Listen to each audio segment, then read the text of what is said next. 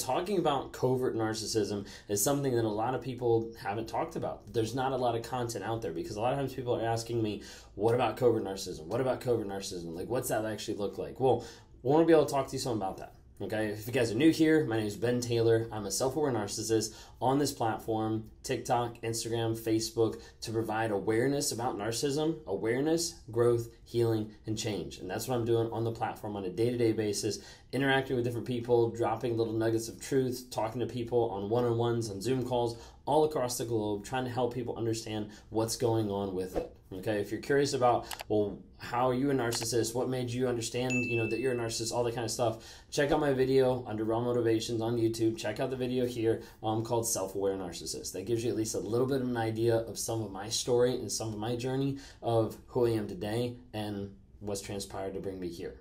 Okay? I want to be able to dive in and be able to talk to you. We're going through the book and we're talking through this book, Don't You Know Who I Am? Okay, it's by Dr. Imani, one of the leading faces of narcissistic research and information. She is absolutely a big, fantastic platform that's talking about it, and just want to be able to share some of my perspective of it as well. So if you didn't get a chance to check out the video earlier today, it dropped earlier this morning, go back and check that out, okay? Because we talk a little bit about some of the aspects of narcissism, and we're going to dive in a little bit more too about the idea of covert. So we talked earlier today with the narcissist, obviously they have lack of empathy, projection, entitlement, but then the covert side of hypersensitivity, arrogance, paranoia, passive aggression, sense of justice, resentment, and insecurity. So if you haven't got a chance, go watch that video first, come back and watch part 2. They're going to kind of flow together. Anyways, off we go. All right, so covert narcissists can be hypersensitive to criticism and cannot let go of anything that resembles a critique. As such, they will ask for reassurance in the face of criticism. And any criticism or lack of recognition fortifies their belief that the world does not quite understand their special qualities. This form of narcissism is not captured in our traditional ways of measuring the trait of narcissism, so these people often get missed. And that's the hard thing about covert narcissists, is a lot of times it gets missed because they're not the person out there just taking selfies. They're not the person out there that everybody's like, oh my gosh, they look like a jerk and a complete asshole. Like, no, like they hide a lot more. The hypersensitivity, when it comes to like your critique and something like that, one thing that I find is really interesting is how they look for reassurance in the face of criticism. Well, yeah, but do you still care about me? Like, do you still love me? Like, are we still okay? Like, there's all these like different phrases that you're like, why are you asking about that? Sometimes I'll find myself asking that, and it's like ridiculous. Like, it's ridiculous sometimes in my mind. Like, my wife and I might get into a small argument about something small, and in my head I'm like, okay, but does she still love me? Like, are we still okay? Like, is this still, like, there's random stuff that like pops in that's like looking for reassurance, that's looking for, okay, this is still happening, or this is still going on, okay? That's that hypersensitivity to criticism. They generally appear, a lot of times covert narcissists can appear introverted, unhappy, glum, hangdog, and sullen. But just when you think they are vulnerable or depressed, they will launch into an overly intellectualized debate about something and try to beat you at it. It says here, everyone has one covert narcissistic relative who holds the table hostage with a conversation in which he or she needs to be the expert and humiliate or at least get one over on anyone who may share that expertise. Covert narcissists often feel inferior to others because, like anyone who is narcissistic, they regulate their self-esteem from the outside, and they do not perceive or actually receive sufficient validation, and are immensely dissatisfied with their lives. I think that that's one amazing way to be able to say that. Narcissists regulate their self-esteem from the outside. It's so true, just across the board. But you have the covert narcissists that are hiding a little bit more. They seem more introverted. They seem more laid back. They seem more, they're not out there. They're not projecting like this giant like image to everybody, but it's more like the victim side. It's more the vulnerable side. It's more like people just don't understand me. That's why a lot of it goes underneath the surface. And people are with narcissists and they're like, I'm not with a narcissist. You might actually be if they're portraying some of these traits. let's see here. People in relationships with covert narcissists may think the latter are depressed, and can be, or have low self-esteem, they do, and will often pity them or want to help them. A lot of the people watching this video right now, that's probably what brought you here, is either pity for that person or wanting to help them if you've been dealing with a covert narcissist. Thus, they are frequently surprised when their attempts to be gentle or offer warmth or kindness to the covert narcissist are met with anger, rejection, insults, or coldness. Paradoxically, if you were to try to end the relationship out of exasperation at his or her antagonism, coldness, or distance, it would not be unusual for the covert narcissist to cry or behave in some other similar vulnerable manner. Close relationships can be very difficult with covert narcissists, and they manifest more as an anxious, avoidant attachment style in close relationships.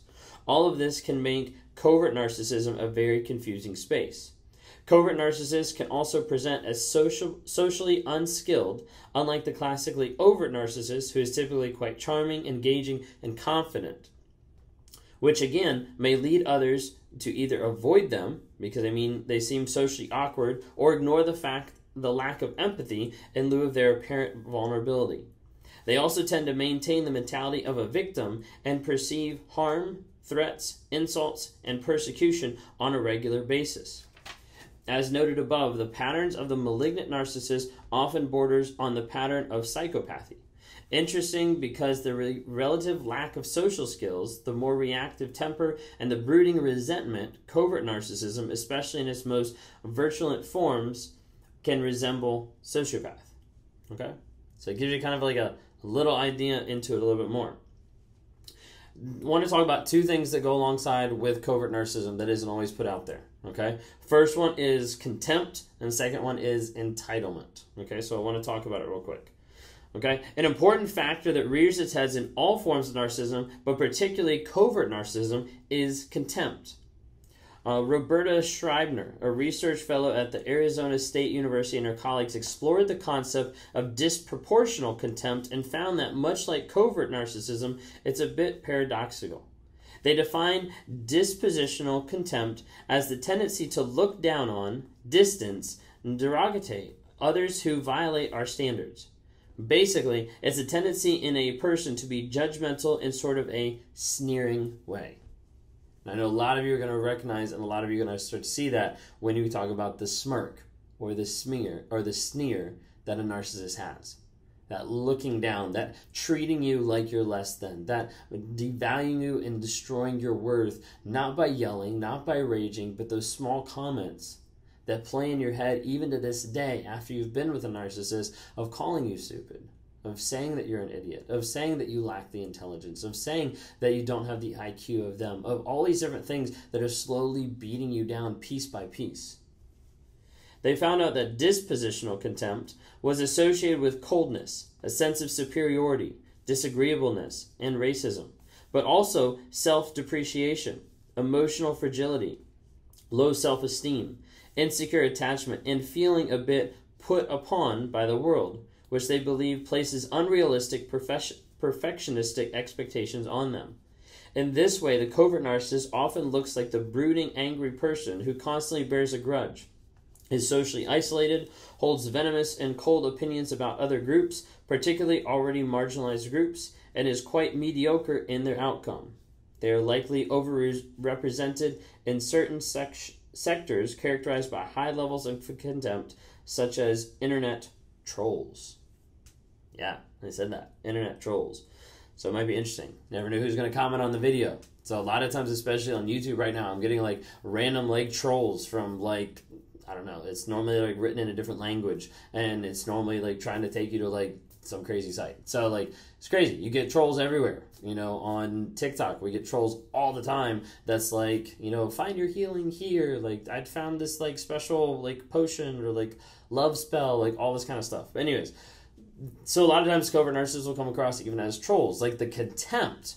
Okay, the contempt is what it's talking about. The dispositional contempt is that tendency to be able to look down. Like, you have that with regular narcissism, but you see it even more prevalent of like, how is the narcissist showing you contempt on a day-to-day basis, and how's that coming across? Whether that's the cold, whether that's looking down, the distance, like, or the superiority, disagreeableness, like all these different types of things. Like, when you think of contempt, when you add that to your relationship, to your marriage, to a partnership, whatever, like, what does that look like?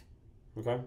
The second one I want to talk to you about real quick is entitlement. Okay, and it says here, entitlement is very much present in covert narcissism. There's an ongoing disaffection with the world at large, which these types feel does not recognize their specialness or grant them with the honor and attention they deserve. There's also a prevailing sense among covert narcissists that they did not get the life they deserve, and they tend to blame others for that circumstance. If only I'd have a different partner, a different spouse, a different education, different friends, a trust fund, less people from other countries competing with me for the job, and so on, I would have been amazing success. There's always an excuse. There's always another reason. There's always another thing going on. While it does not tend to be the grandiose, don't you know who I am, entitlement, though it can be, it quietly flows under the surface and is masked by an unhappy, sullen exterior. They remain arrogant, perhaps not coolly arrogant, but arrogant nonetheless, and often feel the annoying and angry know-it-all on the bar stool next to you. Okay? The entitlement there of like, if I just had stuff different. You know, the idea, a lot of times we talk about it with the vulnerable aspect or the covert aspect along the lines of like, it's not my fault. Like, if this had been different, if I would have been able to figure out this, if this had different attributes, aspects in my life, I would be different. It's not my fault.